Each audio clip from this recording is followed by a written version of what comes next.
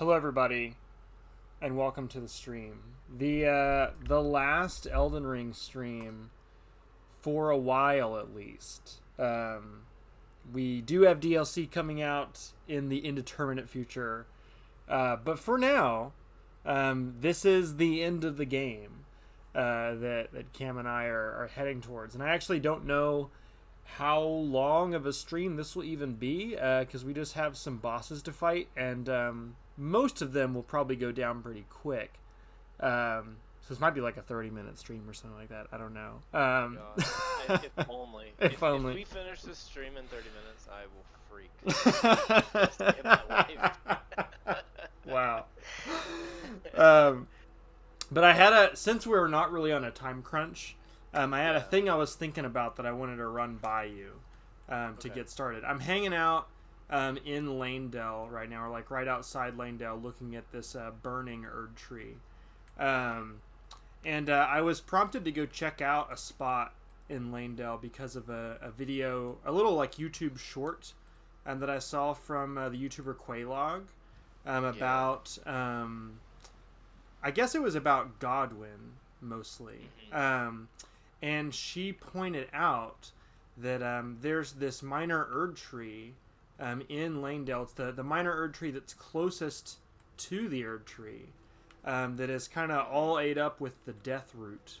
There's a bunch of those that live in death skeletons lurking around, and also there's these people watching stream can see these like skeleton snails. I had actually not even noticed them until today, but they look awesome.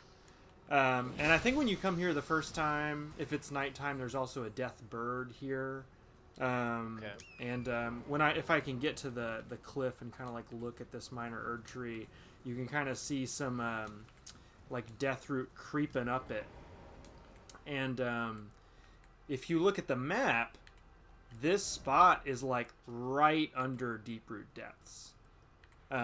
So I think that this tree might be the tree that we see in that DLC image that grows to choke out the Erd tree. I could see it. That could be very cool. God, I love Quaylog. She's like completely insane. Yeah, some of her longer videos I've not gotten all the way through because I mean they're very, very long and kind of like winding and rabbit traily. Yeah, she's really good at making like whenever people have like there's like a thing online where people will say, you know, the entire joke will just be like impact font that says like Splatoon lore or something, right? And it'll just be like this series of like ultra fast flashing images and stuff that's showing like what looks to be like a sci-fi special about the creation of the universe and stuff. And then like monkeys and dinosaurs and all this type of stuff. I feel like Quaylog is really, really good at doing that. Where you're like, bro, what are we talking about? What are we even talking about? Which is great. That is how I like my Souls content creators. Is to be, like, they gotta have the eyes on the inside, you know. Yeah, you like the Pale Blood Hunt style, it's lose like, your mind trying to figure this stuff out kind of thing. Pale Blood Hunt is like one of the not just like a favorite like, you know, Souls related media thing.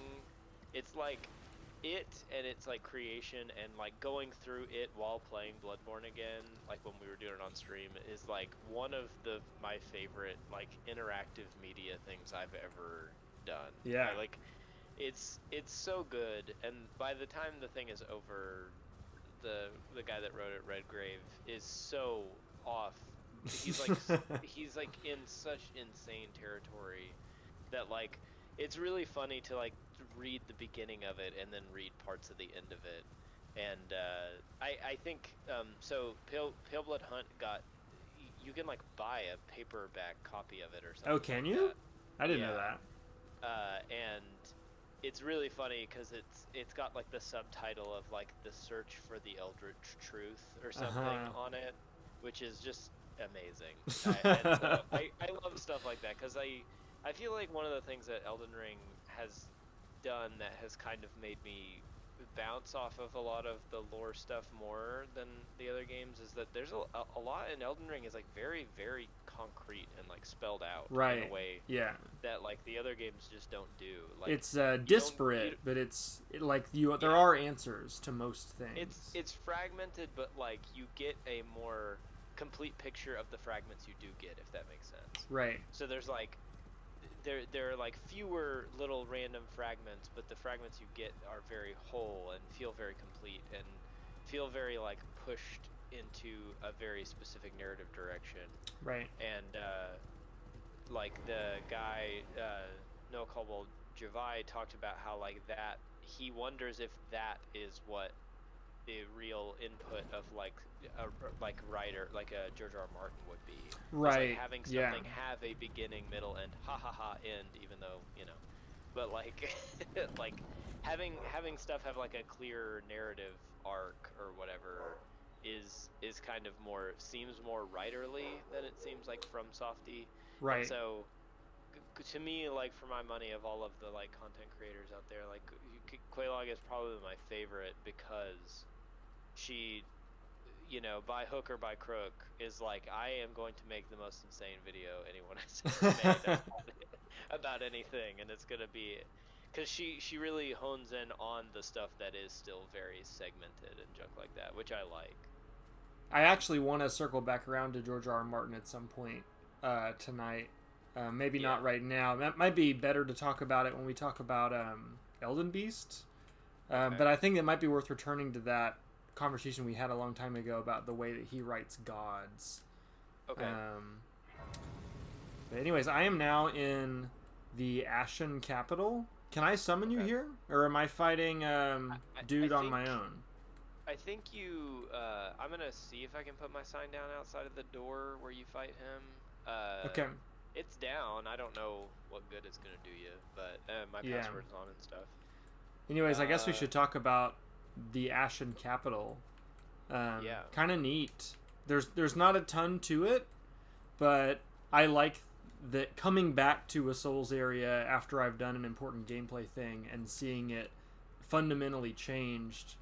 Kind of like the way that Central Yharnam changes a lot after you get a certain level of insight in Bloodborne, but even more so here, just visually.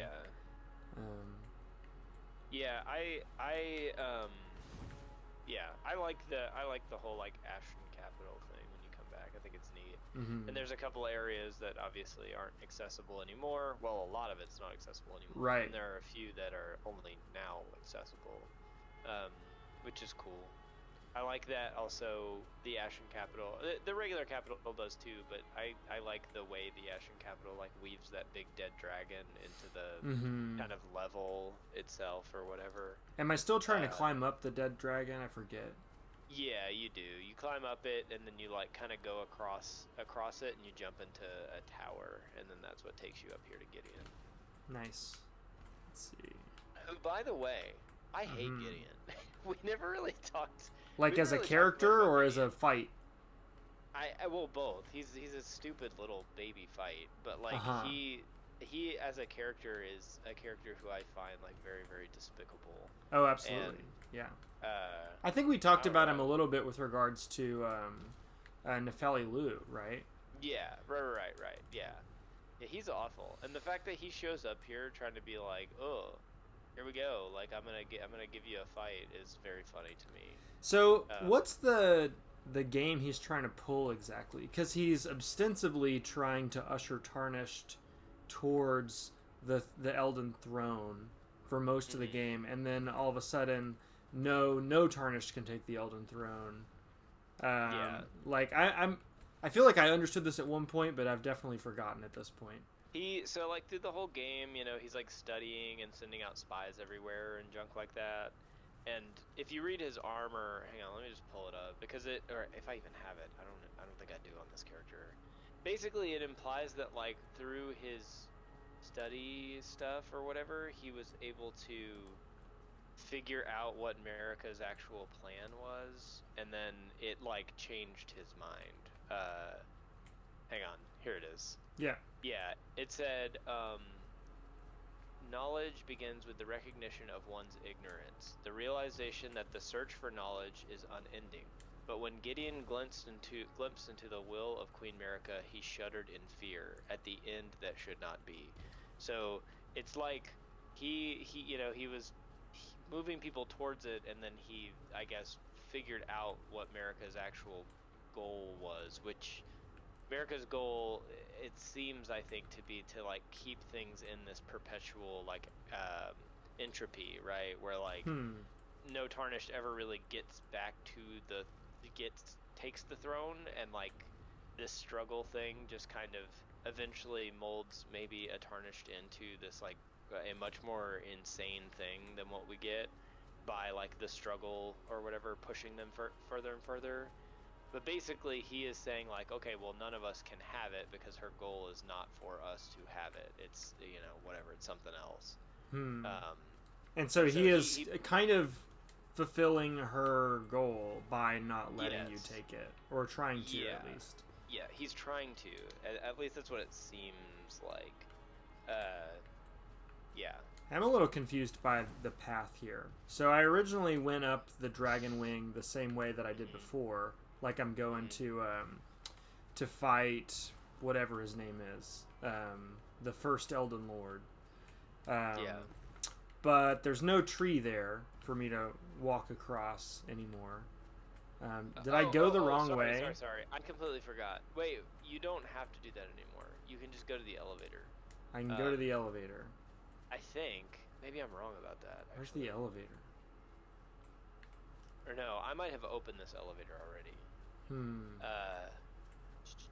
Let me see if you can just summon me. Let me go back. Let me go down to the Grace and see if you can summon me.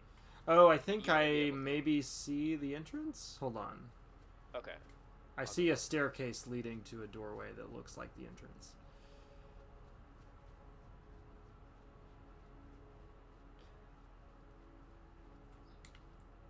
I also love a Souls area that doesn't have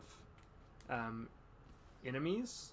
Not that I don't like fighting enemies, because I very much do, but it's a great atmospheric touch in these games that are usually so densely layered with enemies to all of a sudden see something just decimated. Yeah. Okay, I am now where I'm supposed to be. Do you have a sign outside Gideon? I just accidentally walked into his room, so it made it go away, but I'm putting it back down. Yeah, let's see if it'll let you come in here. Oh, and I need to put my password on. Okay. If it's going to let you, it should be there momentarily.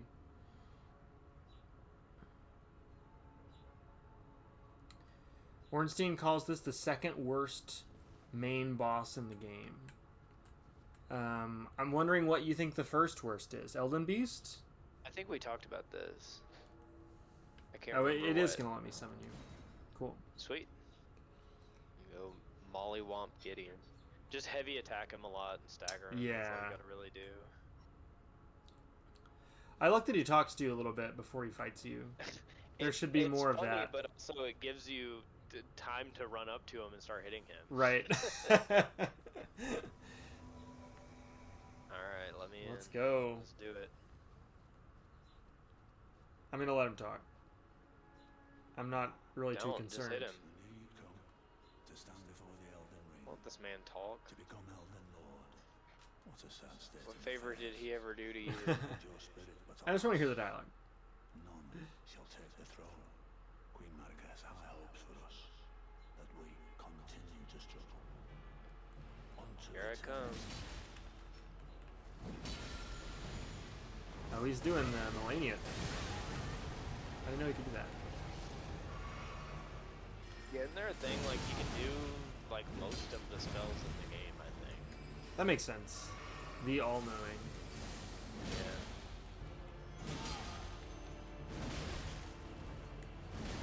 He knows everything about getting owned. There he goes. Wow. One boss of 4 down. Give him a... Wait. Oh no. Yeah, there it is. Yeah, there you go. I didn't have it hotkeyed. I had to go look for it. Did you say that you had his armor? Did you already read his armor? Because I just got Yes. it. Okay. I did, yeah. That was the thing I was reading before. Cool. So now we're headed to the same boss arena where we fought Morgott. Yeah, I think a big difference in this game is that, in this game and something like Bloodborne's narrative structure, is that whenever one of the characters that you interact with in Bloodborne is known to have like glimpsed the truth for a moment, his mind implodes, everyone around him dies, and he creates a physical nightmare that he runs around in howling. Right. And in this game, when he glimpses the truth, he becomes a cop. Yep. So there's a pretty big gulf, I think, in what the two, what's on offer here. Yeah, it's much more like clearly legible character stuff. Yeah, yeah.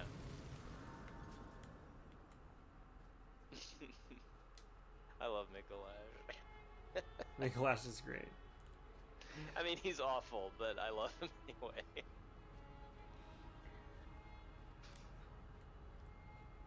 Like one of Bloodborne's worst fights, and he's a canonically quite bad person, but he's very funny, so it makes up for it, I think. Oh, I can summon Shabriri for this fight. I do not want to do that. For Horaloo. Yeah. Yeah. Why does Shabriri want to kill Horaloo?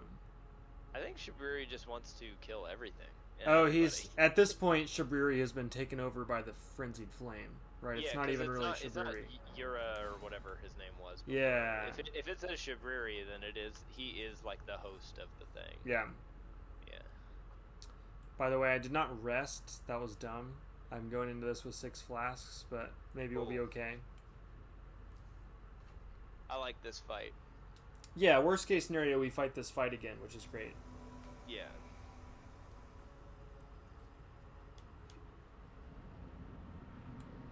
This guy's cool. We like this guy. I like that you can see his little guidance of grace, like pointing him towards you. Yeah. Quite neat. So neat.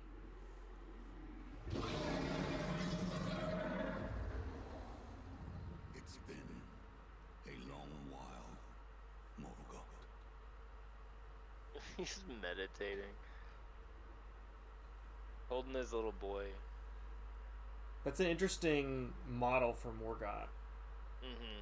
Well, you can see his body after you kill him when he's in this arena. He just looks like a little old man, basically. Yeah.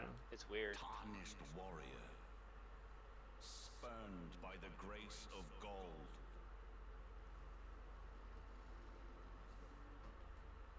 Be assured, the Elden Ring resteth close at hand.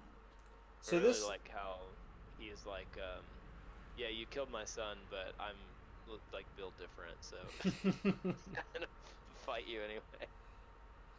So he's here to take the throne again after kind of just being off in the wilderness He got exiled. for He's an the first undefined tarnished. amount of time. Yeah.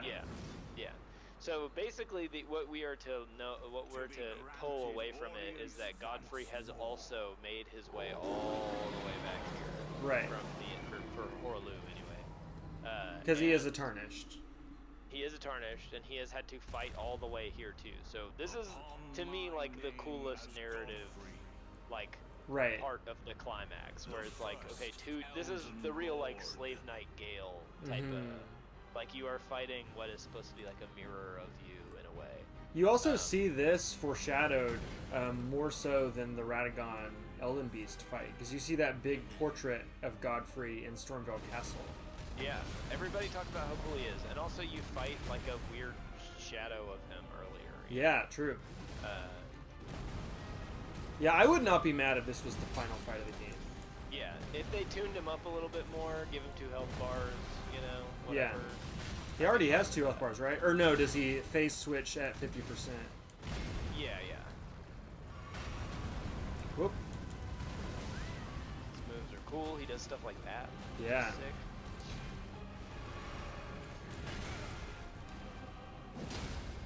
Yes. Get in there.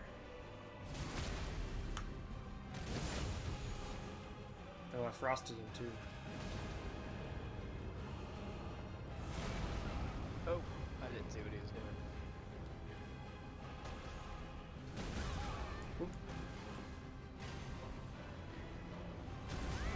Ah. Yeah, I don't know if I'm gonna make it with my 4 flasks.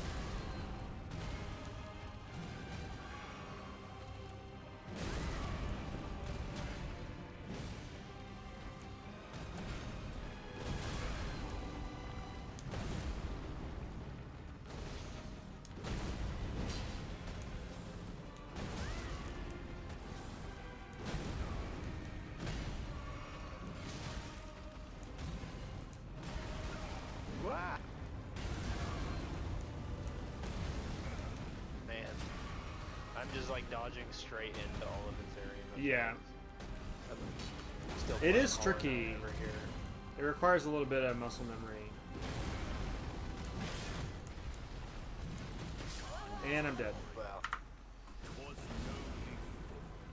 'Twas nobly fought.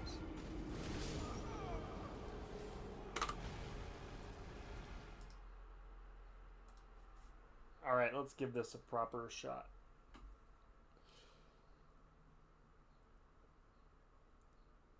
Alright, signs back down. Mm-hmm. Should maybe consider switching clubs now. I know that To he which resists club? holy pretty hard. Oh, Just yeah. my other big club, the one that doesn't have holy damage.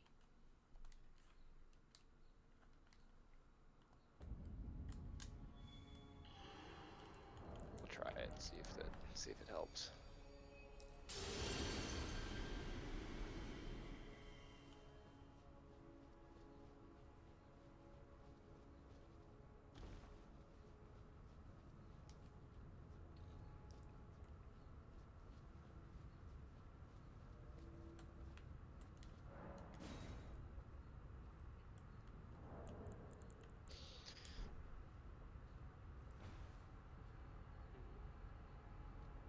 So now that we are at the end of Elden Ring, Yeah. would you say that streaming it has lowered your estimation of the game quite a bit?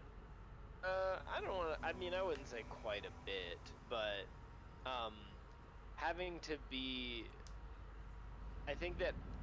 So like, I think that a big thing with Elden Ring is that like, the wonder of your first playthrough is something that goes and never comes back. Yeah, you can never really have that again.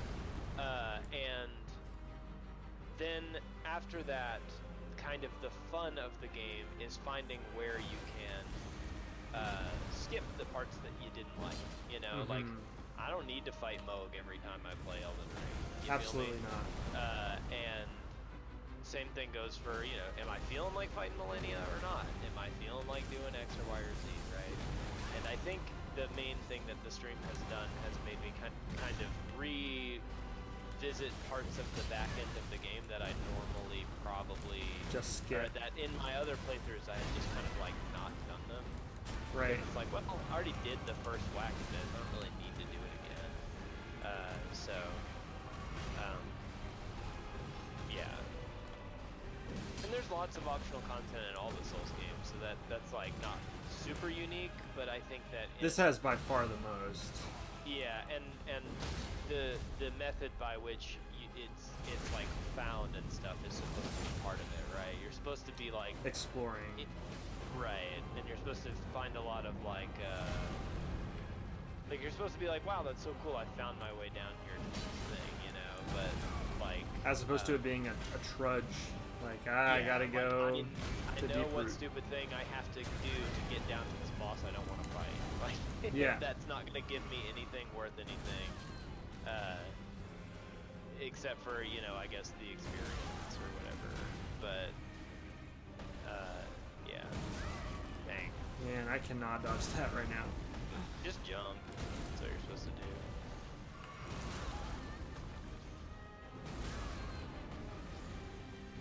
Really doing it though. He is spamming it. Jeez. Gosh. Ugh. Man. Yikes. Wow. That one shot at me. That's crazy. He has a move in his second phase that can one-shot pretty much every time as well.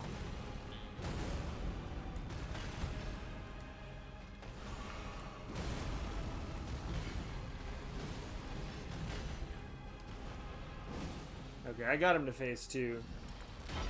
Nice. Oh, Ornstein says he tends to use that move more when you gank him. Yeah, he does.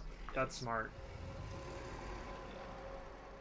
So we're supposed to think this this shadow that he has, this lion, Sarash, was like a gift from America or something. Like this is something that's kind of like giving him another form. It's weird. It kind of implies that it's like calming him down or something. Yeah. Like it's like keeping him like leveled out or something like that. Like all of his quote unquote beastliness is like contained within the lion. Yeah. And then like when he busts it, that's when he can go sicko mode again. Yeah. Whatever. So now we're seeing the real guy, the real tarnished Horaloo.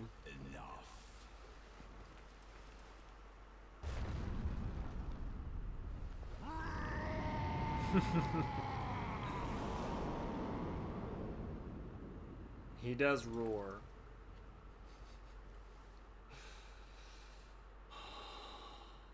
Yeah, the voice actor is great. I agree. Now I fight as Horaloo. Warrior!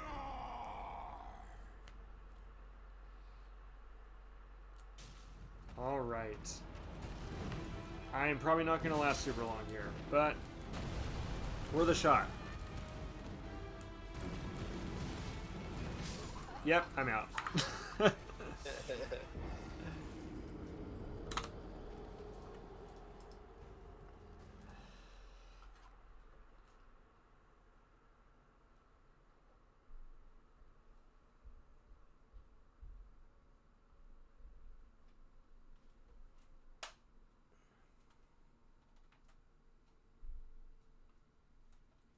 Do you think that Horaloo is intentionally meant to kind of look and feel a little bit more like a character in a fighting game than a character in a Souls game?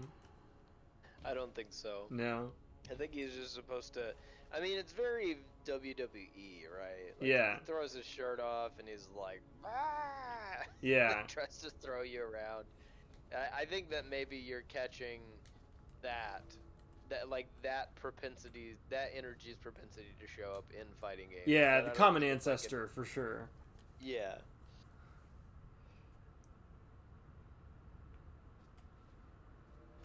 Wow. Ted's throwing around money in here. Man, I don't know what that means.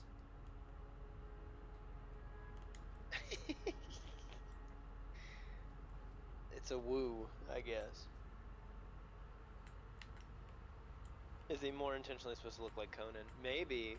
I mean, if not Conan, then like calling back to those like, That archetype. fantasy. Yeah. Yeah. Like, yeah, Meatloaf, Bat Out of Hell, looking character. Mm-hmm. Yeah. He's Captain Caveman, He is. the final boss. He's of going Elden Ring. cave mode. I love this move. It's so Very, very nice animation on that. Yeah.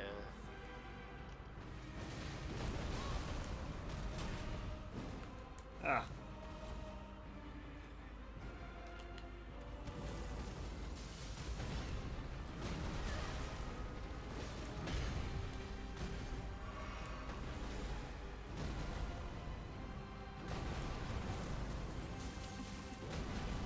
I love this idea that in games like this, where like someone is so strong they can like kick the ground and it shoots up a bunch of rocks at you, right? Like, if you were strong enough to do that, why would you ever do it? It's like, it's such a funny thing because it's such a like, oh dang it, I thought that was clear. Got you. It's such a like ubiquitous thing, I think, like a ground stomp that like nobody really pays attention to it anymore. Right. As if you could just like target a specific area that you wanted to smack up into. Well, it's mainly like not just could you not target it, which you obviously could not, but also like if you were so strong that you could do it, that would imply so many other things that would be much better True. for you to do than just that. Dang it. Oop. Okay, I'm back in. Stuck. Okay.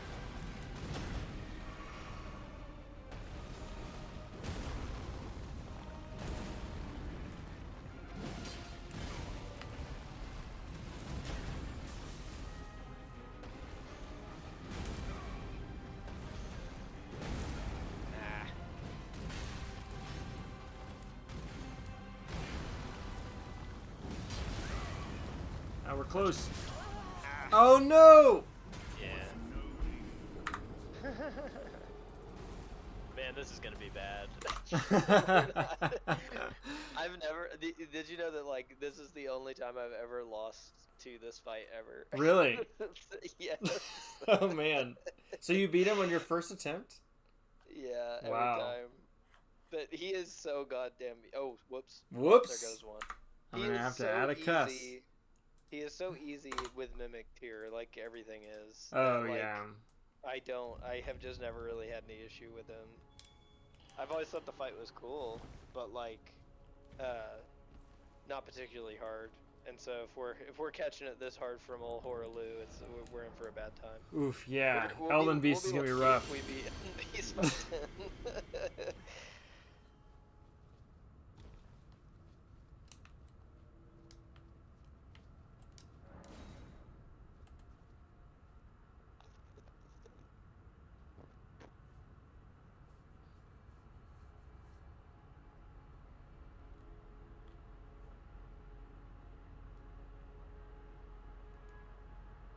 Oh, brother.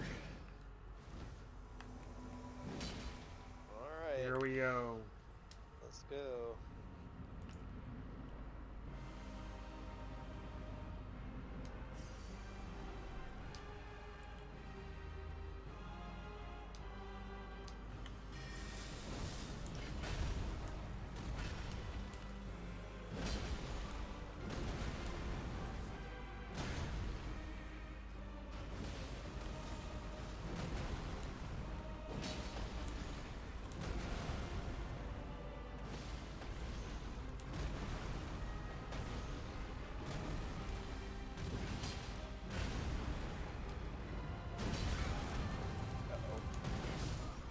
Oh no!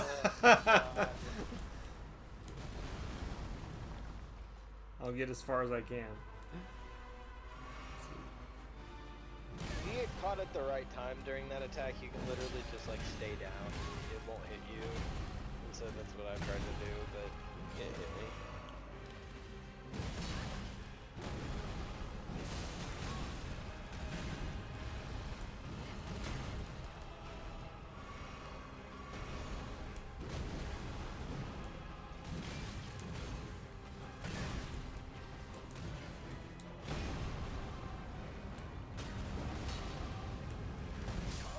And I'm dead. Cool. An attempt was made. It's going great. We could finish this stream in 30 minutes, I said. Yeah, right. Wernstein is talking about something called the Radagon rant.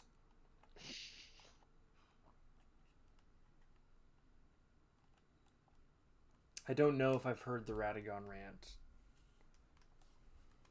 I don't know. Or am I giving the Radagon rant? I don't know.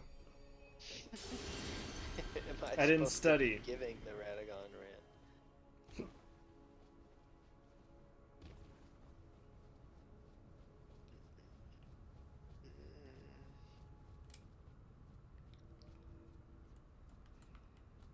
It would be very representative of the Elden Ring streaming experience if this took us significantly longer than we had expected to play. Oh yeah, I mean it will. I knew it would. Like we did, like it's all of the big peak, monster bosses have all been extreme struggles for these two builds together. Yeah. So this is not a surprise to me. Do you think we're not complementary? I don't builds? know exactly what it is, but yes. I think something is going on somewhere where, for some reason or another, it's not great. Like it's only good on enemies that we can like stagger lock or right. Yeah. Is your sign down? I'm not seeing it. Yeah, it's down. Well, let me unfurl my finger here.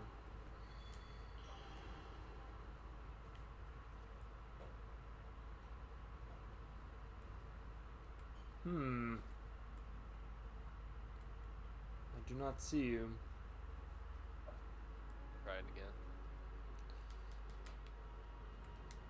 Yeah, Ted said, what was that about big weapon privilege? Yeah, I think it's more just like the way that usually you and I play together. That is more the thing that's changed. Where the balance is sort of off, I think, of how normally it works. I mean, I can switch to mostly spellcasting if that would be easier. I think we're past that point. I don't know how much. For these two fights, I don't really know what good that will do, really. Yeah, and also it's just Elden Ring, and like the Elden Ring's crazy overcranked. Crazy. Yeah. Yeah, but yeah.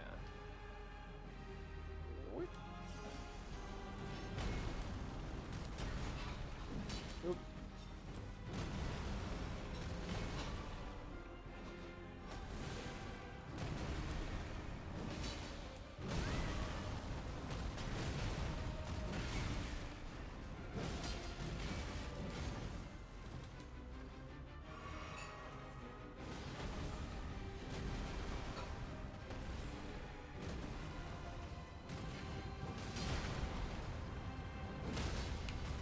Yes.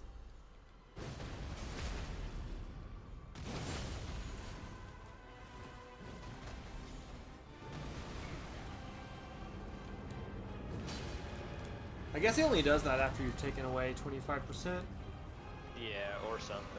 And then this is when he starts doing like the shockwaves and stuff. Ooh.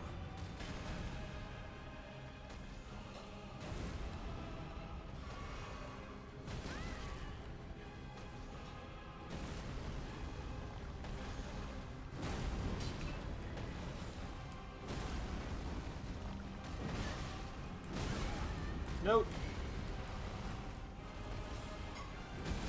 Oh, God. Almost got out of that. Every time he does that dash, he's gonna do it. Like the shockwave. If he like dashes across the ground, he's he does the shockwave after every time. Yeah, Ted, he was just talking about with that fight specifically with Gideon, because Gideon you can stagger. That's it. I thought Ted was making a joke. He genuinely didn't understand. Yeah, our big weapon privilege is now gone.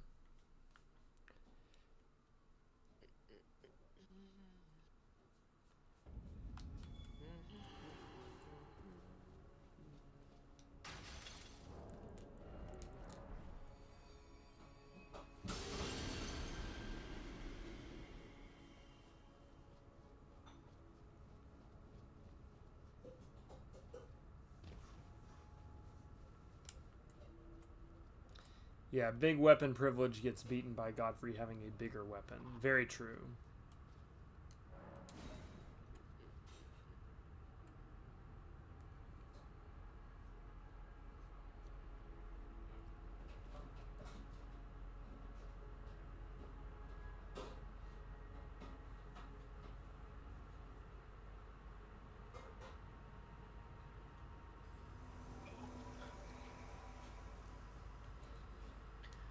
Alrighty. I think we should just manifest into the world that this is the time that we're going to beat him. I think this is it.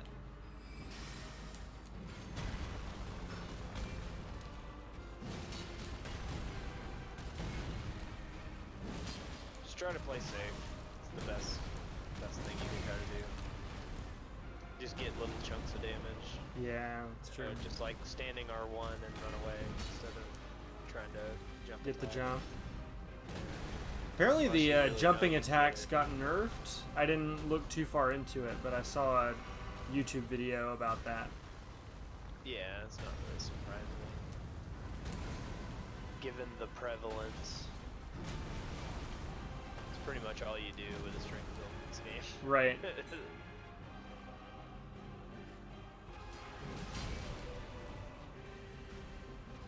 Yeah, there we go. It's just leapfrog that aggro. Back and Mhm. forth. Oop, I missed him.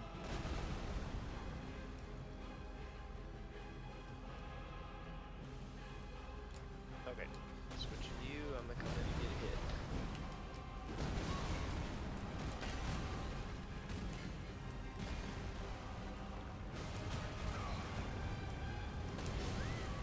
Ugh.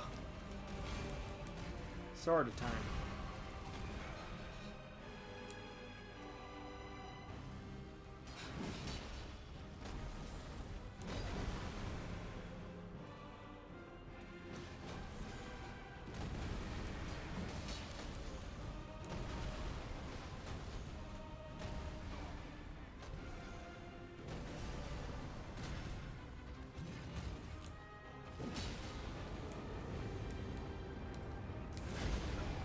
Ah, trying to jump in. Okay, now it's shockwave time. When you see him do the dash, Yeah. he's gonna do a shockwave. Oop. Oh my Yep. god. Yep.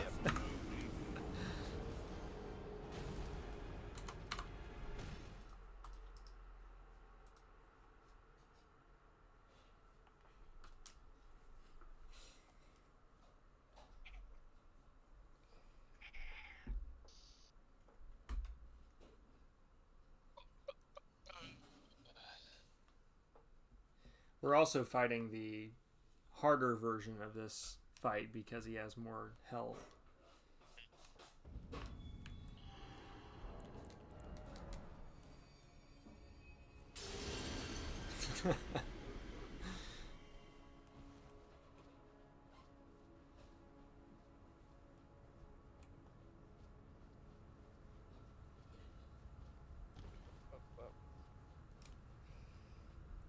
It's not quite 9 yet. Rather. We're Yeah. doing okay on We are time. not. we're not. It's the implication is so much worse than this. Oh man. Maybe we'll have something wonky happen where we get Radicon quick, but I do not have very much faith in that occurring. I feel like I've got Radagon down pretty well, having to fight him so many times before Elden Beast. Mm-hmm.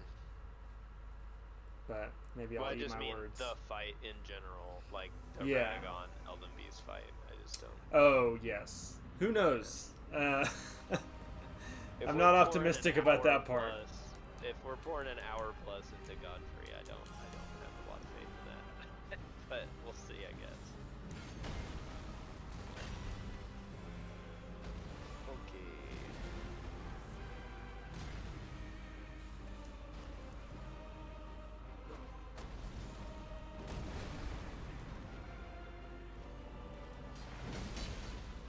There you go. Get your hit, get out. I'll get a hit, get out.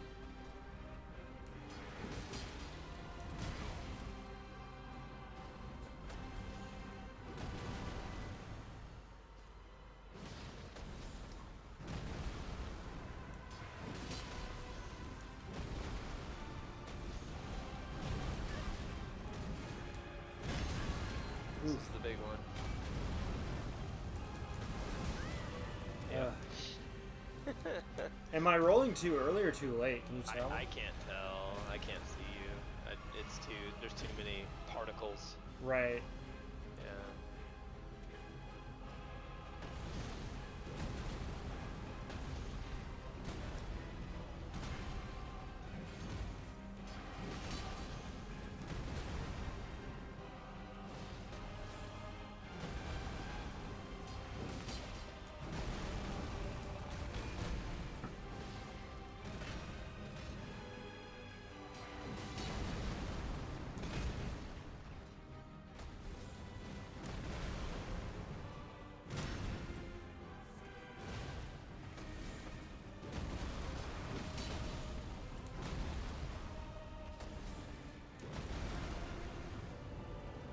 Here he goes.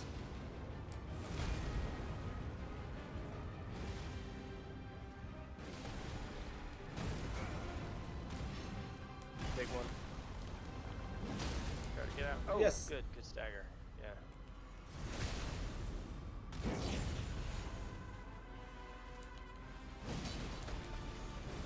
Come on, bro. Drop the tiger. Big one. Just get away. Just run.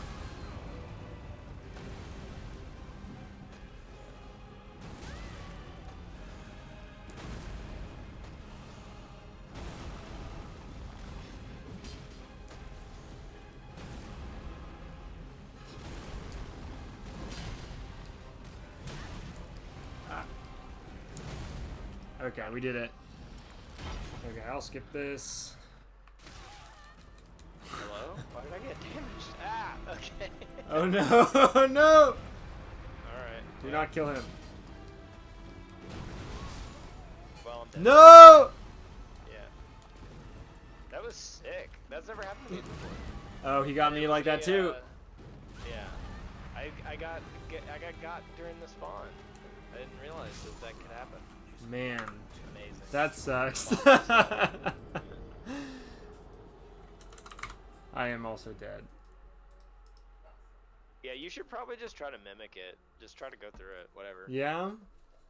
Yeah, dude. Like we're about to have to try to fight Radagon and Elden Beast. Just go for it. If you think that you can get him with mimic, you should try. I'll give it a shot. Wait, do I have a fully upgraded mimic though? I might not. Let's see. My mimic. It's at +7. Yeah, that's good enough. I don't know. You can give it a shot. I will give myself some more flasks too. Yeah, I honestly wouldn't even bother with blue. Like you're not gonna like maybe give yourself 1 or something. Yeah. You're not gonna have enough time to be stocking blue over and over. Right.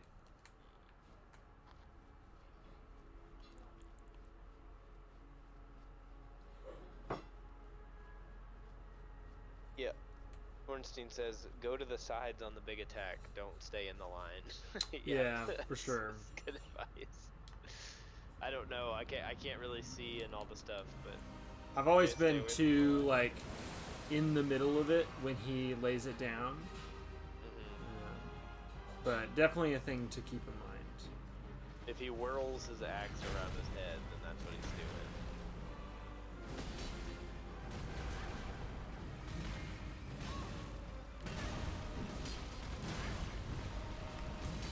Definitely chunking him for more. Yeah. Scale them up too hard. And then scale me down too hard or something. Yeah. Oh no. Okay. Doing okay. Man, my Mimic is kind of struggling. But I think we're going to get him to phase 2 at least.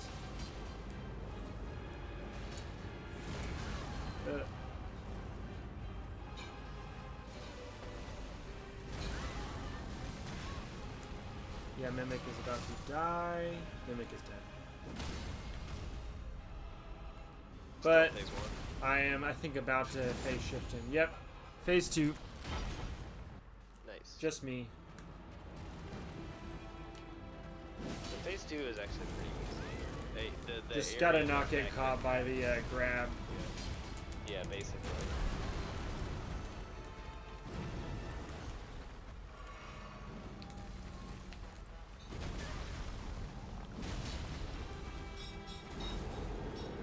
Yeah, and the health change is so noticeable. It's Jeez. massive, yeah. Oh god, you grabbed me. I survived though.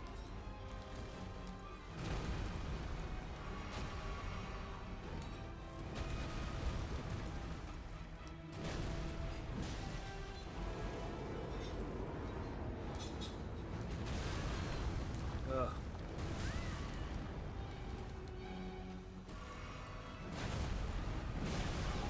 Okay, I might be able to do it. I can survive some of these big attacks.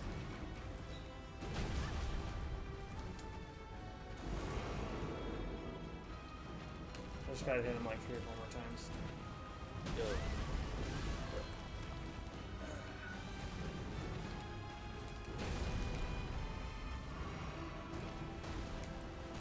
Oh, he got me. And I did not survive that one. Uh-oh. But I think that maybe if I save my Mimic for part 2, unless you think it would be better to have the Mimic in part 1. I don't know. Whatever you think works best for you. I definitely have the moveset of part 1 down more. Yeah, if you think that you have time to get the Mimic out, but like between part 1 and 2, then go for it. That's also He tends a to factor. kind of come out swinging. Yeah, he really does. Second phase. I'll try to save it. Also, I didn't mean to do that.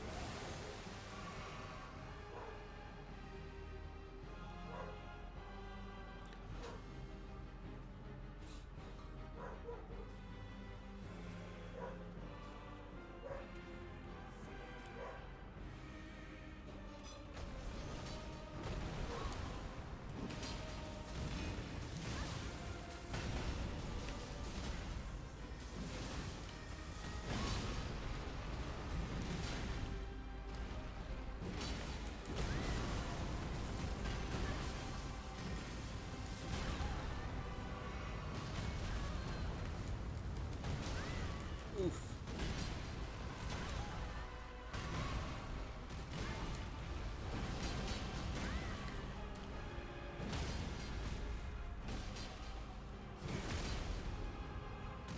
Okay, got him to phase 2. Mimic is alive for now. Nice. Oh, Mimic just got grabbed. He's still alive though. Or she's still alive. Oh no, these giant attacks.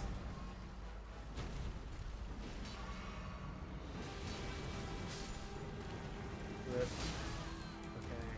Got him with a frost proc. That would be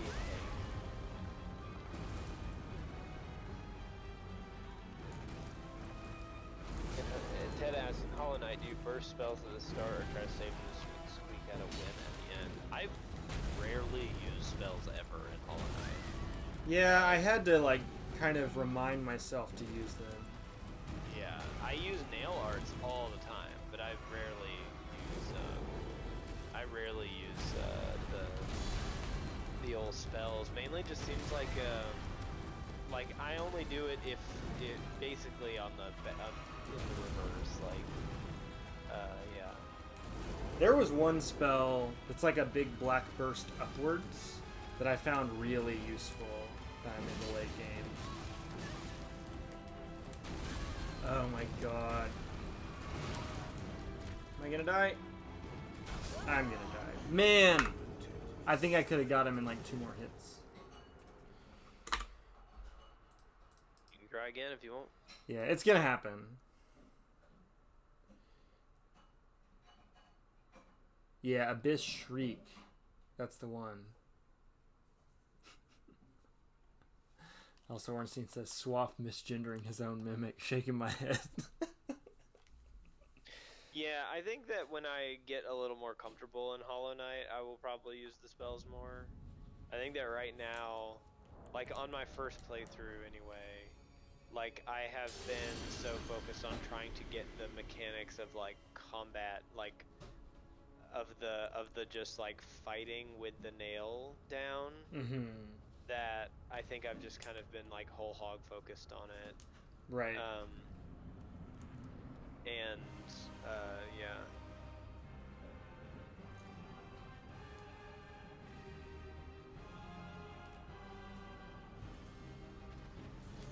You are still at the end of Hollow Knight, right? You have not beaten it yet?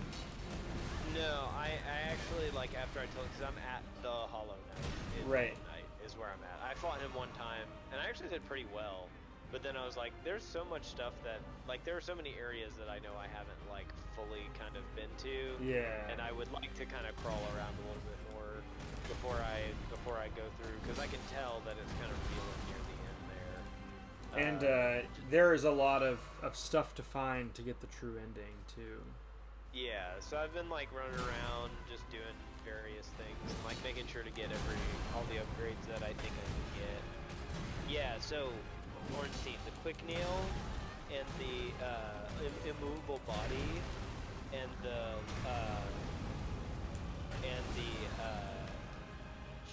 what is it? It's like quick strike, immovable body, and the soul eater, and then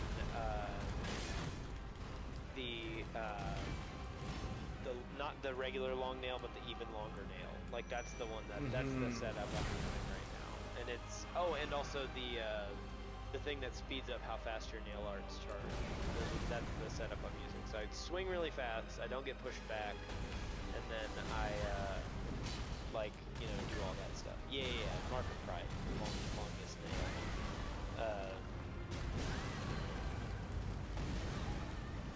But yeah, I like playing it that way. It's fun. It feels very like Fast and Furious, and I like being able to like just run straight through people using that steady body thing.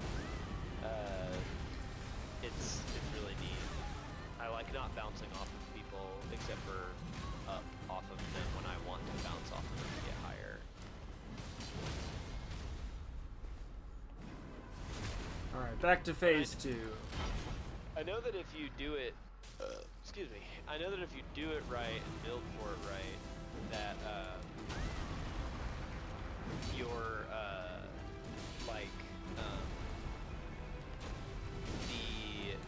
the spells can like do extra damage and you know get the soul eater things where you like get the soul quicker and all that type of stuff, which is probably I would like to experiment with that too. But you know. To me, it seems like quick strike at this point. I would have trouble not using it. I love it.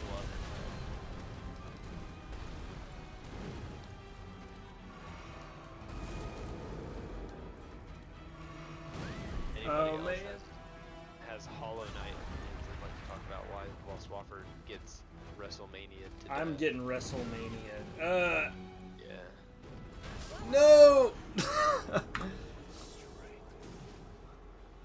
Yeah, my memory on Hollow Knight is really hazy because it's been years since I've beaten it,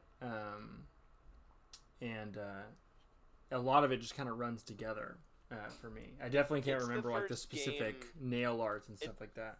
It's the first game of its length and like whatever that I have been like I know as soon as I'm done with it, I'm gonna start it over. Like I know it. Like, and that is a very, very nice feeling for me personally, because so many games I feel like I play now that are that, kind of, longer-ish at least. Like, as soon as I'm done with it, I'm like, I am done with it. Like, yeah. I do not want to come back anytime soon, typically.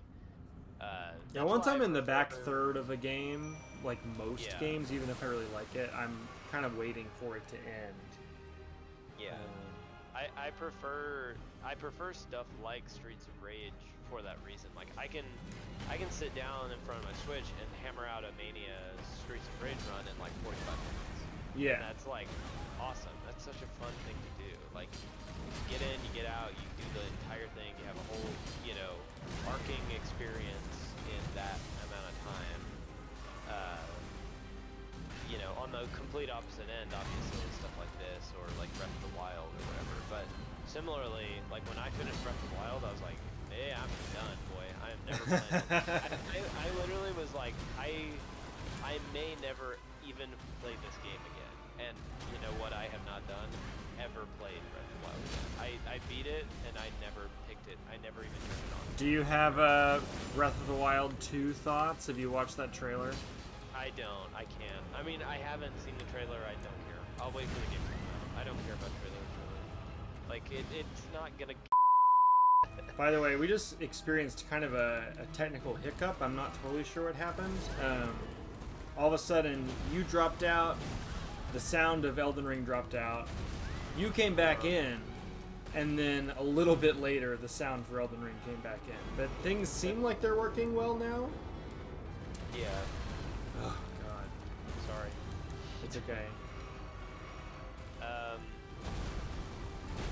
Breath of the Wild has 0 replayability, says Weinstein. I love the game, but I could never recapture the magic in that first playthrough. Yeah, I knew that as soon as I was done with it. Like, but the second that I rolled credits on Breath of the Wild, I was like, I know that that's it. Like, there's not anything else I want to do in this game. Yeah. And yeah, so. Are you dead again? Yeah, I'm really struggling. I keep getting him down to like, I don't know, 20, maybe 15% health, and then I just get caught in something. But I agree with what has been said about Breath of the Wild having no replay value. I actually basically 100% of that game. I did not do the Korok seeds, but I did everything else. Like I got all the armor. I did all the shrines, uncovered like every inch of that map. But like in retrospect, especially after playing Elden Ring, it just doesn't seem worth the tedium of going through all that like samey, empty environment again. Yeah, and we've kind of talked about this briefly, I guess, but like I kind of like bristle at a lot of open world stuff because I feel like it necessarily sacrifices some like tightness of gameplay, which is something that I personally it's like the thing that draws me to a game. Yeah. Which is, you know, why like I am drawn so much more to stuff like what I, you know, like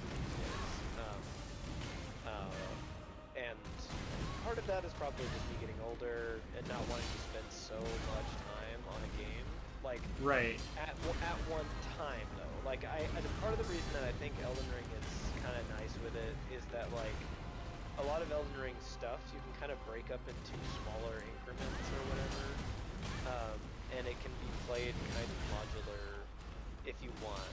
Which Breath of the Wild is designed to be kind of too. Like the shrines are one sitting.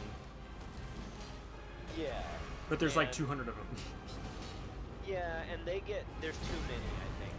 There's way too many. And like the reward is nothing, you know, all that type of stuff. So it becomes like, do you want to do a shrine where the puzzle is like a puzzle that you have probably already done, but like a minor tweak on it or something? Right. And it's kind of like, yeah, I think I'm okay.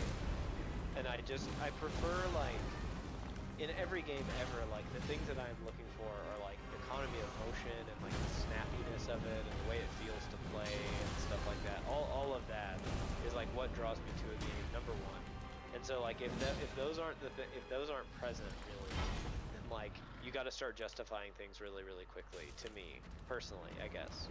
And so like the Soul series is sort of like a weird thing that I love it so much because it's a part of the point is that the movement isn't snappy.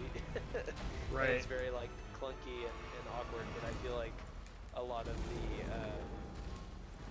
like it's made up, you know. I don't know. Hopeful for Breath of the Wild 2. It seems like they're not gonna just try to do Breath of the Wild 1 again. They want to make something new out of it. I hope so. I think they can. Breath of the Wild 1 was very new when it came out. Did you die again? I did die again. Okay. I'm getting tilted from Horaloo. Uh-oh. Gonna watch that tilt, buddy. If you want, here, summon me in. Let's just change the pace a little. Okay. Much appreciated. I honestly am not super convinced that Breath of the Wild 2 is going to be like a fresh new take on the Breath of the Wild formula. It seems like they're going to lean pretty hard into all the kind of inventy craftable stuff. I hate that. I hate that. Like, I've seen people like play around with like impossible things that you can do with like the freeze magic and the gravity magic and stuff like that, and that was just never something that I found myself wanting to do all that much in the game. Like, cool for the little YouTube cottage industry that is that, but like it's not really something I needed more of. And yeah, I'm feeling like it's gonna be more shrines and more like little puzzles, and I don't know. I will probably buy it. I will probably play it, but I'm not really that excited after playing something with much more I don't know, like character to it than Breath of the Wild has. And obviously Elden Ring is inspired by Breath of the Wild. It wouldn't exist in the form that it does if it were not for Breath of the Wild coming out first. But oh no, my controller disconnected. I was going to say, did you just controller just Okay, I'm back. You just were running around and stop. Yeah.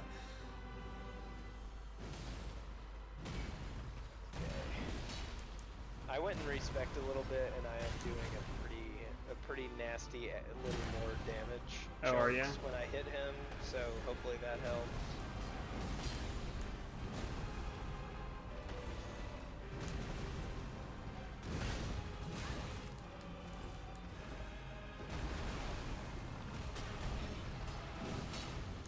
Okay, here comes the big one. Oh no. Get out of the line. Okay. There you I go. managed to get out.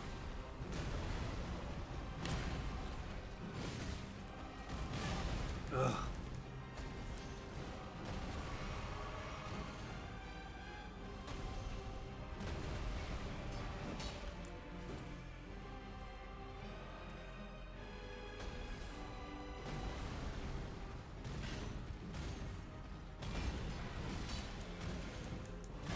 Big one.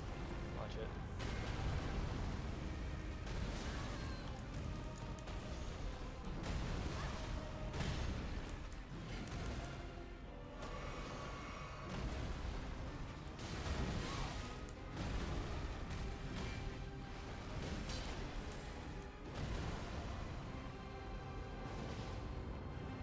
Powering up.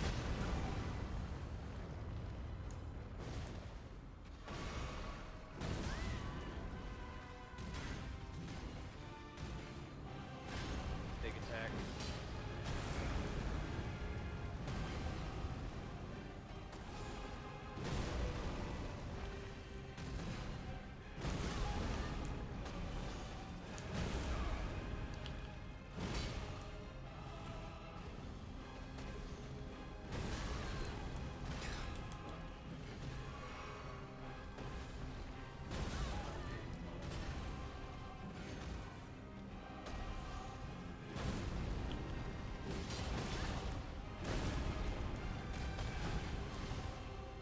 On.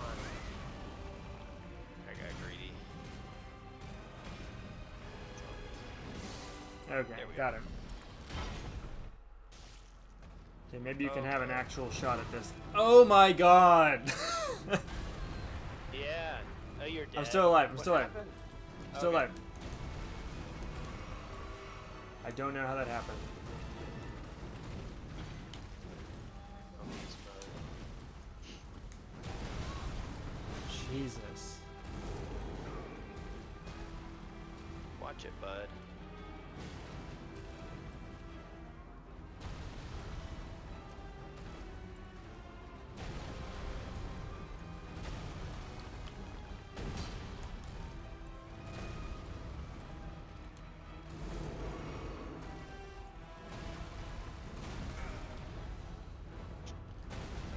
Ah, I thought I got You out. gotta get so far away from that. Yeah.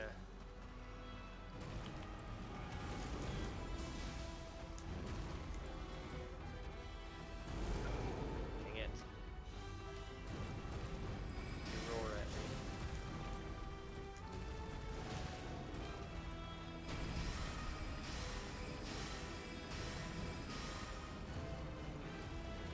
Come on.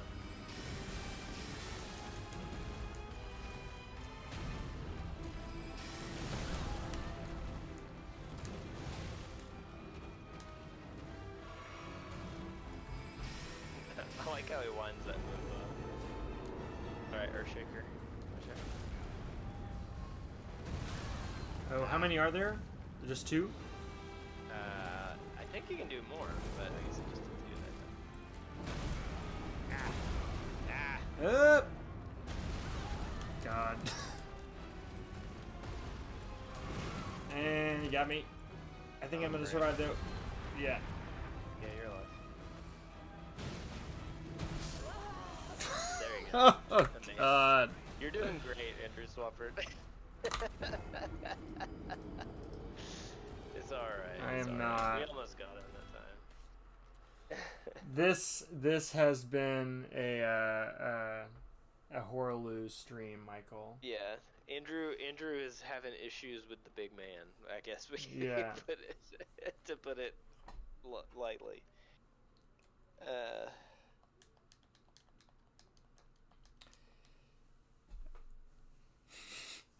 Ted says, I feel like the overworld stuff actually kind of helps with Elden Ring broad appeal, since anything isn't a legacy dungeon you can just kind of run past. It does and it doesn't. Some of it just kind of feels like filler to me. Maybe that's just me. And you do need to be like on level for whatever the next required part is, or the game wants you to be. There's obviously ways to beat it at level 1 if you really want to, but yeah, if you're a freak or whatever. Yeah. Then yes. Okay, so I hate to ask, but what happens at 10 o'clock? If I go to bed at 10 okay, o'clock. so we have another Elden Ring stream next week, is what you're saying? Yeah, we may be playing Elden Ring forever. I don't know. But Okay, here we go, Godfrey.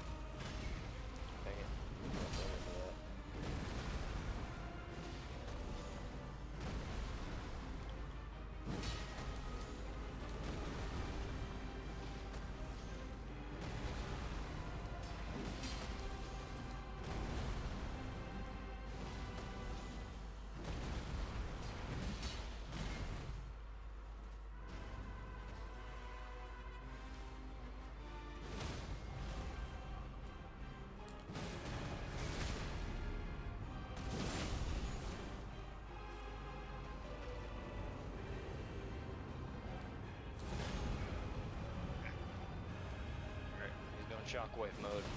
You ready? Big move.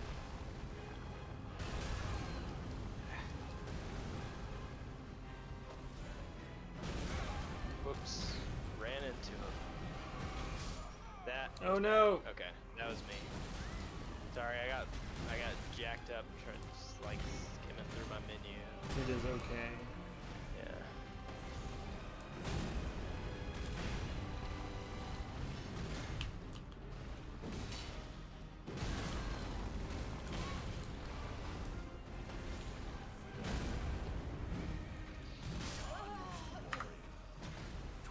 Whew.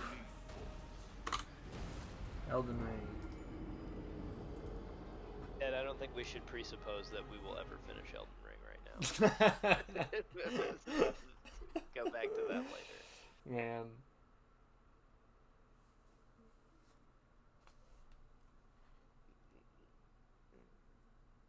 Yeah, Finral was mentioning that he says he doesn't think he's ever heard Godfrey's song outside of the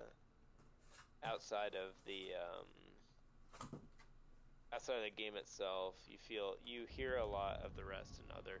Yeah, I think honestly this is the first time that I have ever really like gotten the chance to listen to it, which it is pretty good. So that's a upside. I've been too distracted to pay much attention to it, to be honest.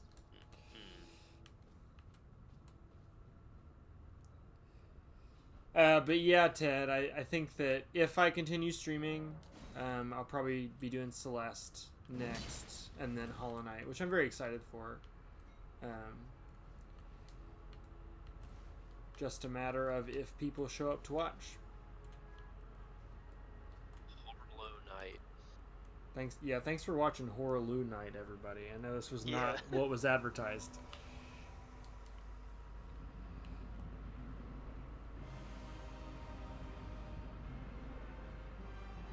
We've had several bosses in this game that we've just kind of gotten stuck on at the end of stream, like Fire Giant got left unkilled on stream. Melania, you had to go to bed, and I finished it with Matthew. I feel like there's one more too. Maybe I'm misremembering. Ugh.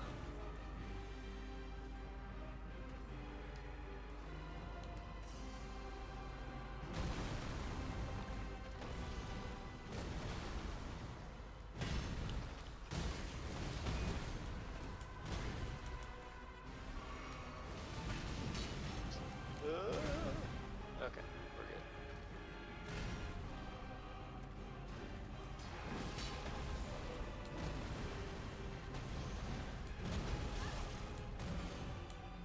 Big move.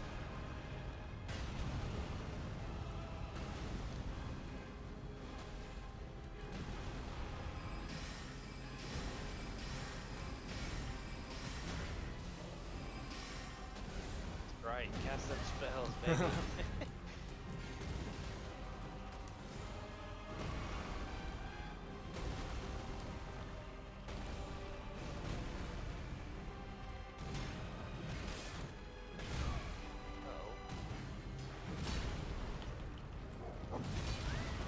God.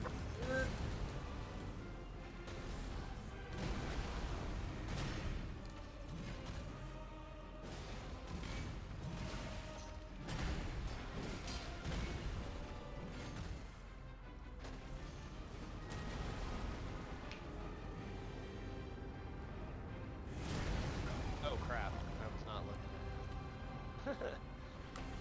Okay, shockwave time.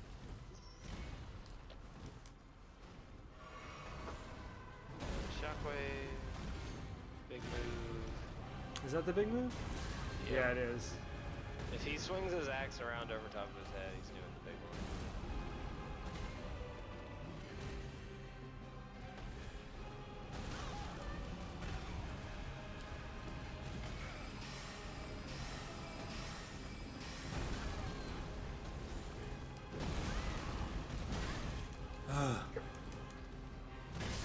God. Good grief. I like this boss fight. This is the hardest time I've ever had with it. Moog did. Wait, we didn't finish Moog on stream either. You're right. That was the one I was forgetting. But then me and Ammo got him later on another stream. Also though, I think we like only really tried Moog like 3 or 4 times, right? It's not like we spent a whole stream on Moog. We were like in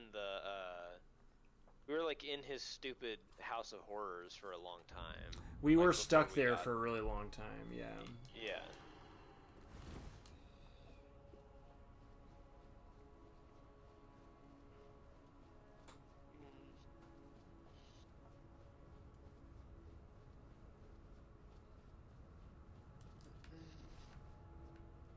It's really all been downhill after, like once you beat Morgoth, the game just starts to become, like the knees get rickety, and we have had trouble the entire time on that back end of it. Absolutely. It's really difficult, and I will admit to a certain amount of like my heart not really being in it in the way that like it has been maybe at the forward part of the game, and especially like, you know.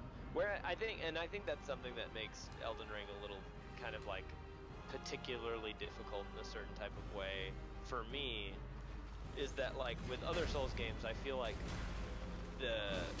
my acumen with it grows as I kind of get more into the swing of the game and play it more and get nearer to the end. But with Elden Ring, I just start getting very like, it tires you out. Yeah. It's tiresome, but it's also kind of Right.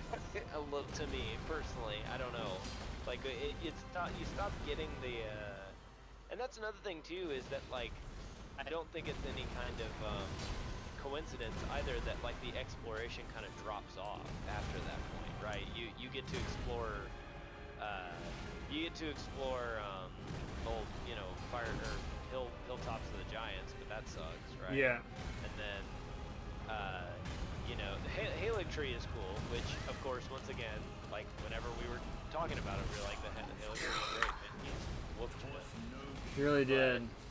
You kind of are like retreading old areas, and then you're fighting the guys, and it's kind of like, yeah. Also, like, I feel like it cannot be overstated the negative effect that the overtuning of the enemy attacks really has on the game. Like, I don't know if I've actually said this on stream yet. I definitely said it to you and Jordan in private, but I was thinking recently about the Moon Presence, the secret boss of Bloodborne we did not do on stream because I ruined the ending. Moon Presence has that move that will take you down to 1 HP, and then you have some time to like scramble around and heal, so that you don't get hit by another move. And there's not moves that do that particular like false swipe sort of thing in Elden Ring, but like essentially every move that any like enemy or boss past a certain point of the game does is effectively that, because if you get hit by more than one move in a row, you're dead. And like it leads to situations like what we're doing now, where you have to get like one hit in and then run really far away, and then wait for him to do a million things, and then get one hit in and then run really far away, etc. Like, yeah, I really prefer the kind of back and forth duel style of bosses in like Dark Souls 2, as opposed to something like the Fire Giant or Moog or parts of this fight where he just like gets to attack the entire arena at the same time. Yeah, I mean, it's a difference in design, obviously. It was intentional, like, yeah, it's an intentional escalation is the idea, I'm pretty sure, behind it, but how well I think that works all the time varies on my mood. Yeah. And kind of from day to day and stuff like that. Sometimes I think it's done really well. They're and part of the game to part of the game. And overall, I mean, I think it just kind of falls into the same thing that I have been like talking about since the beginning of the game, which is that like just a kind of lack of tightness that Elden Ring has, like this looseness to it, that I don't think is bad. I just don't think it's to my taste, if that makes sense. And it just kind of bleeds into big attack weapon. Oh no. Yeah, you're. Oh, I rolled through it yeah. somehow. Cool, nice. It bleeds into a lot of what I complain about with the game. It's just this lack of tightness, and why it is that like I have replayed the other Souls games so many times, and Elden Ring. I've played through it a couple of times, but I don't feel the same draw to. Oh, watch out! Big power up. Yep. I don't feel the same draw to it that way, and even though you can beat it pretty quickly if you know. Oh, here comes the big one. Dang it. If you know what you're doing and where to go and all that type of stuff, you can beat it pretty fast. But it's like. It's not just the like narrative structure. Yeah. It's like it's a lot of. It's stuff. everything. Yeah. Yeah. Man, I hate that I now have to like when he's in this phase of the attack or the fight, I have to roll or jump through every time he attacks you too. Yeah. Annoying. Big move.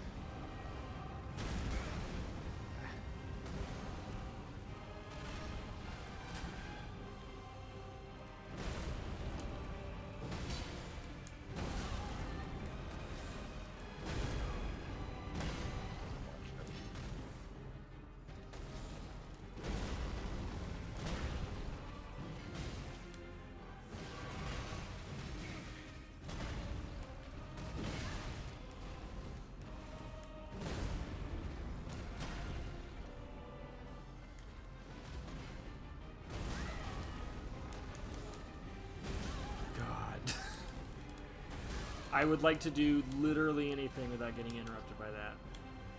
Big move. Ah, dang it. Caught me.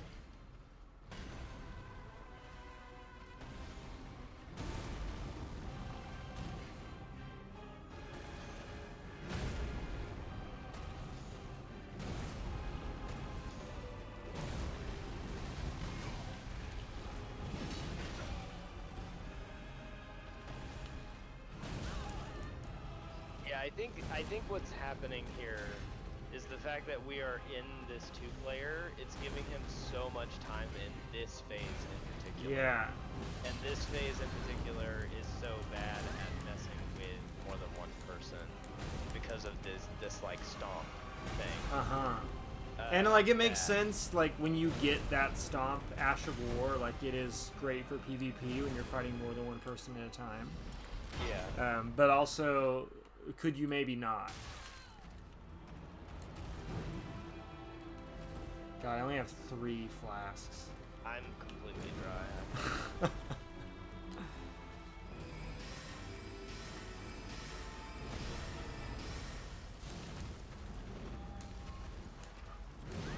God. Okay. Alrighty. Let me give this a shot with the Mimic tier again. Say, go back to Mimic for yeah. That's easier. I feel like Godfrey has the attack dodge rhythm. I disagree. I've always called him a Dark Souls boss because he has such a strong rhythm compared to, say, Malenia, who I see as the opposite boss. And instead of following the rhythm, you create your own. He excels at split aggro. Yeah, I mean, I don't really...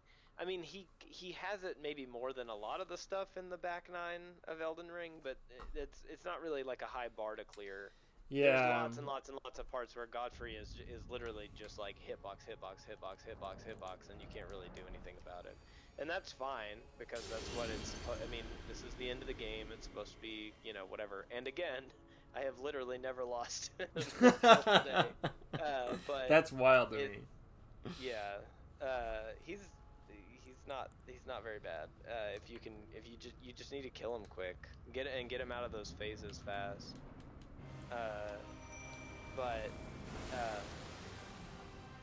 Yeah, I don't know.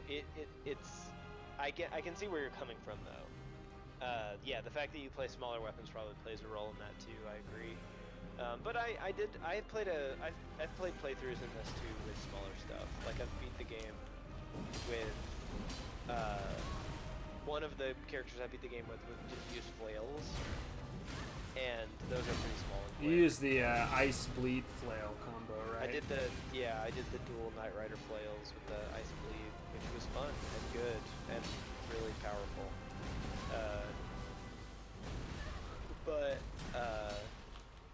Yeah, I still think that Godfrey is maybe not. Godfrey feels like an extension of that rhythm, but tuned up real high, where I would agree with you that there are a lot of bosses in this game that don't feel like they have that rhythm whatsoever. Yeah. Also, the whole delayed hits thing, I know that was one of the big ways in which they changed up the formula. And like, I admire it on a certain level, but it becomes... I don't know, like...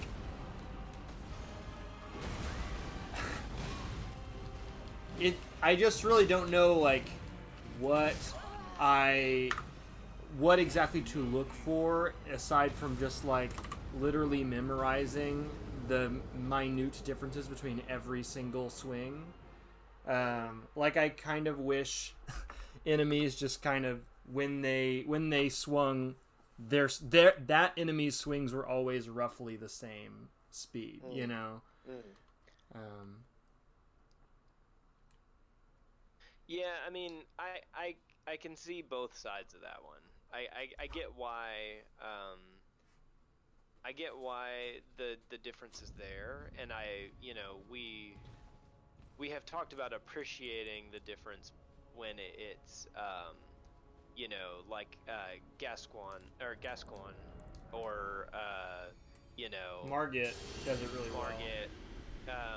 But then, like, at a certain point, it kind of starts to feel a little bit like a meme in this game, like a little bit, but that's okay. Sometimes it does, and sometimes it doesn't. I think that sometimes it feels more.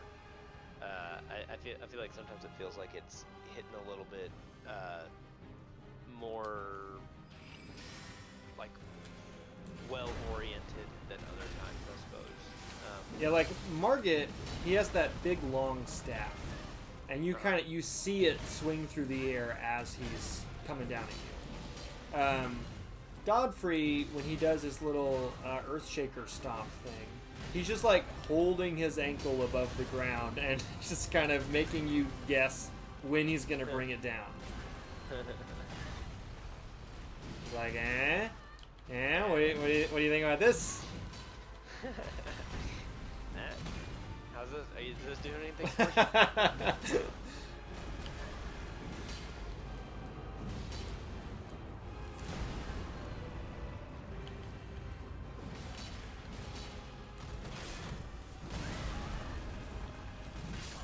God, I really want to beat this guy before the end of stream. It's killing me.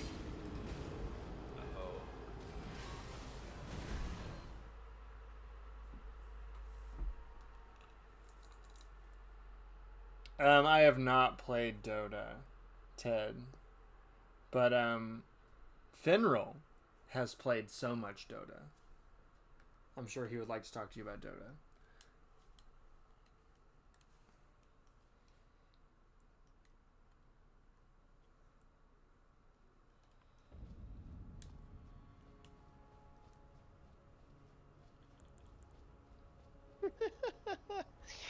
The Horlu Earthshaker weapon art is very, very funny when you run out of mana. Because you just like slam your butt on the ground? Because he just slaps the ground. Oh. And it makes like a slap noise, like you can hear the skin like slapping the ground. Good.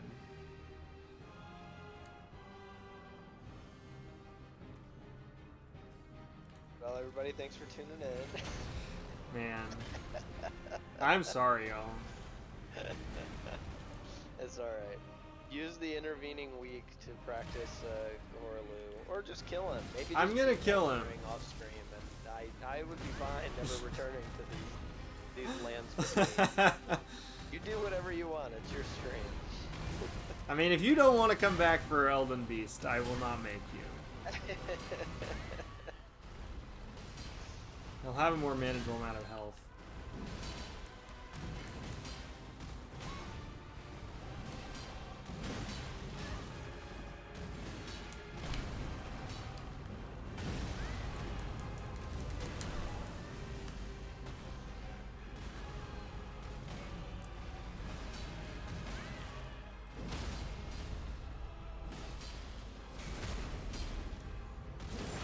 Yeah, Ted. So Ted says make a Dota discussion channel in Fairlight. I would rather do things that would get Swafford's channel removed off of Twitch than do that or anything like that. Unless it was just a problem where people were talking about it too much and I wanted them to go away. Just Go here. Yeah. Oh my god. Oh! I have never been more mad at a Dark Souls boss on stream than I am currently mad at Horlu. Oh no. Breathe, get some water, bro. It's alright. Don't worry about it. You're gonna get him. We're gonna get him. You got Melania. I don't know. She is so much worse than Godfrey. She's so much worse than Godfrey, but Matthew did most of the work there, I gotta say. Uh-oh.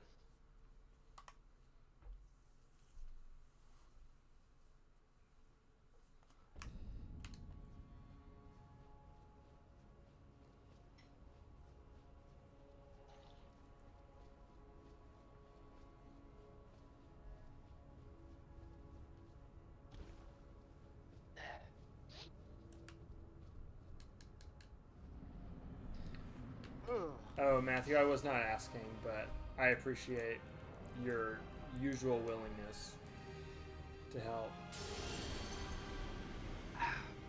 If you want to summon me again, I'm gonna try something different.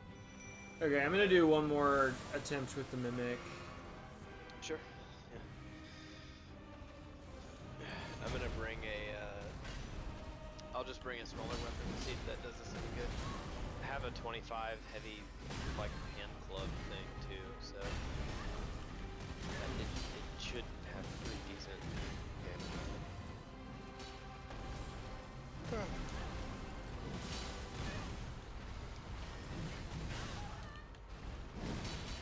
Sentinel, I don't know if you were in here when we were having the Hollow Knight discussion, where we were talking about Hollow Knight.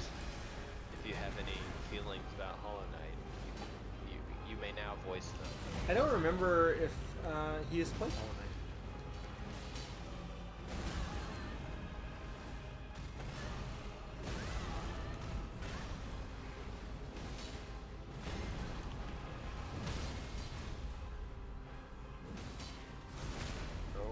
Phase 2. Mimic's still alive? Mimic's still alive. I have 11 flasks, but the main thing is that, like, he just grabs me and one-shots me. Yeah.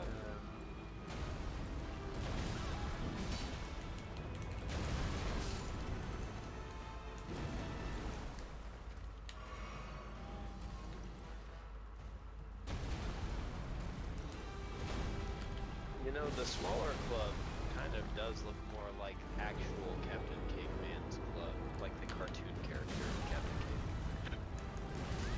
So...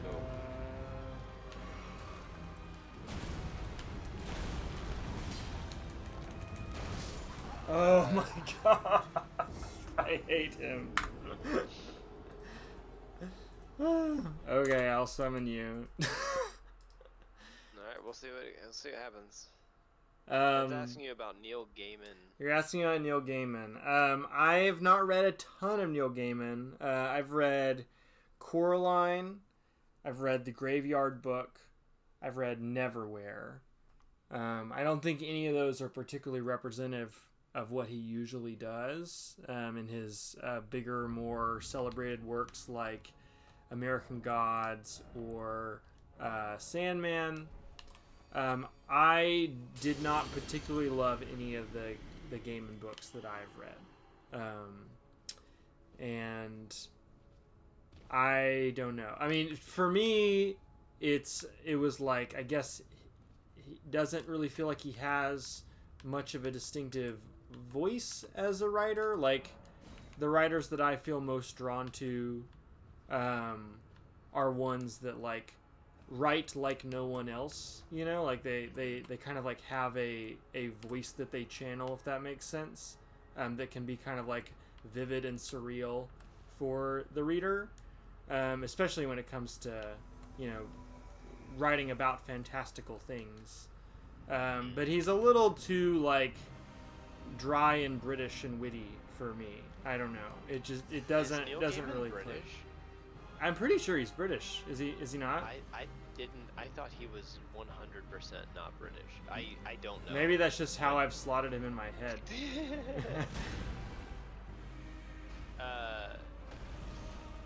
Yeah. I don't know. I don't think he is. What do you think about Neil Gaiman? Have you read Neil Gaiman? Me? Yeah. I've not really read any of his stuff. I don't really love, like, the whole, like, Neil Gaiman fandom stuff very much. It is a weird really fandom. Yeah. And I don't know. He strikes me as someone who he is to me kind of as a guy. Yeah, watch out. This is a big just as like a man, I find him kind of annoying. But that's okay. I find lots of people annoying. And he you know, doesn't have to not be annoying. You can actually be quite a good artist and be a really annoying person. Plenty have. Yeah. Yeah. So, you know, that's not too many marks against him, I don't think. I mainly just find, like, the cult of personality around him and him, like, as a guy to be off-putting. But I don't really think about Neil Gaiman very often. I don't either. People say Sandman is good. You know, good for them. I don't know. I ain't reading it, so that's, yeah. I am interested in a lot of the, like, comic book, you know, boundary pushers like Alan. I really like Alan Moore a lot. Yeah, Alan Moore's great. But I just, whatever. Maybe some sunny day when I'm in my 50s or something, I'll feel like reading Sandman, but it's not today.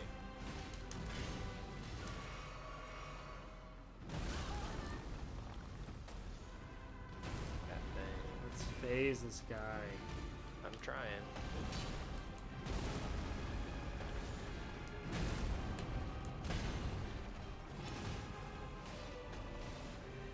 Come on, brother. There we go. Okay.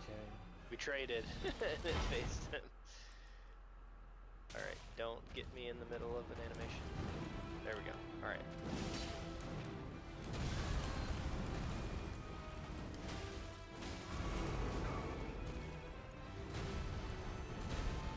Watch it. Earthshaker. Okay. Whoa. Turn towards me at the very end. Oh, he grabbed me. I'm dead. Oh wait, I'm alive. You had the mimic. You had the wondrous physic on. No, I did not. Oh. I saw a little bubble around you. I had the physic on a while ago. He knocked it off.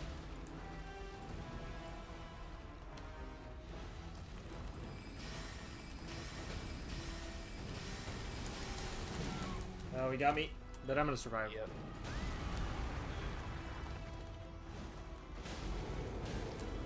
Earthshaker, I think. Yeah. Get back. Or no, this is just the. Yeah. This is the ground, big ground pound thing.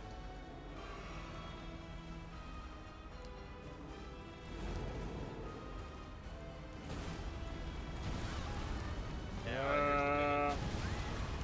God.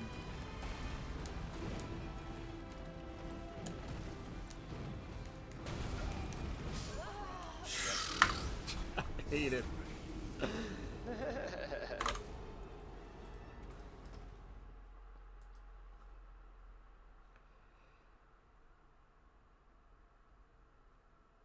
He is British. He is British. Been in Vindicated. America for a really long time. I liked him in high school because I have bad taste. There's definitely a type of guy who likes him. The main character in American Gods is named Shadow. Is that real? That's real. Yeah. Wait, that's like a show people really like. Yeah. His name's Shadow? Mm-hmm. How? How do you get past that ever? How does anyone? How do you, as a man in the world after Sonic Adventure 2 Battle, watch anything where the main guy is named Shadow and get away with it? That's crazy. Good for him. I cannot imagine. There's no way I can't watch that show. It might have been before Sonic Adventure 2 Battle, it to his credit. Was, but they went for it in the show too, named him Shadow. Uh-huh. Is he the god of Shadow or something? I don't think he's a god. I think he's just a guy. He's just a guy called Shadow. Maybe he is a god, I don't know. You guys are kidding. You can't be. You can't. I have to ask Jordan. He likes American Gods. I have to be like, dude, is that guy named Shadow? That's amazing.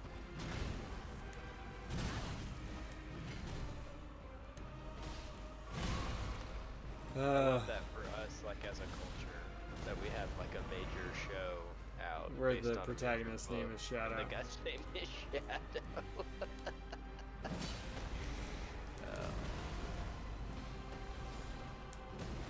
I feel like the last one to really get through the door on that was Spike in Cowboy Bebop, because his name is Spike, which is very funny, like divorced from context, but in the show it works. I feel like you can do that if you're being a little tongue-in-cheek about the character. Oop, you're right.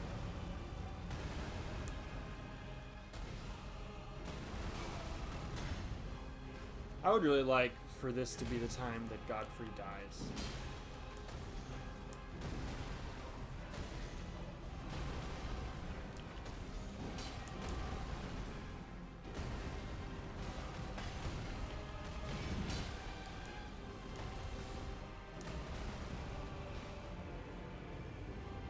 bro.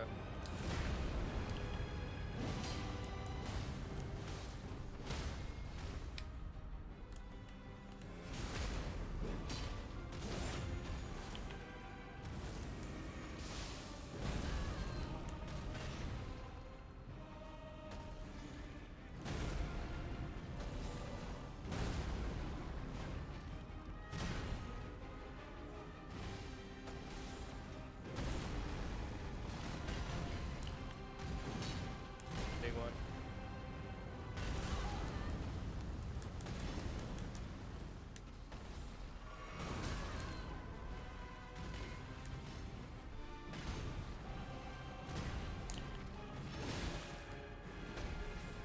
Come on, bro.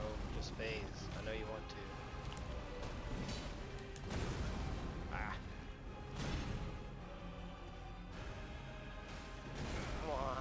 I thought that was gonna do it. Got greedy. Ah. Crap. Crap. Big one. Okay, got him. Okay. Woo. Good. I'm on like a pixel of health right now, so. Do you have a flask? Yeah. Okay. Okay, cool. Dang, man, already. That Ridiculous. sucks. I was like putting my pine resin on. He did that.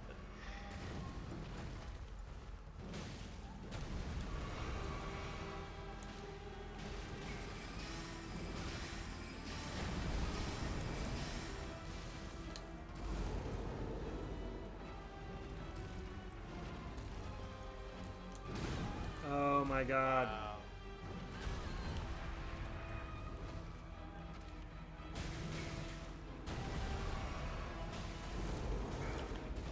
What? That just knocked me back. Thought I was out of it. Grief. Ground pound.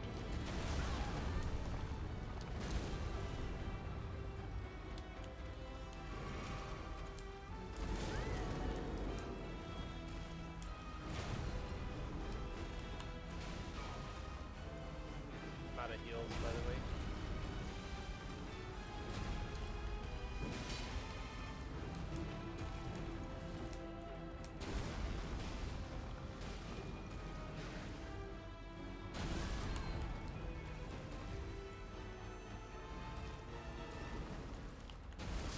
That's it.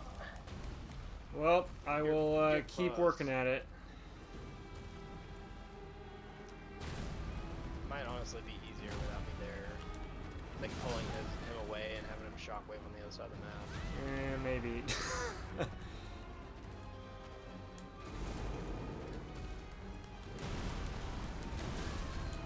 Jesus Christ. Give me a second.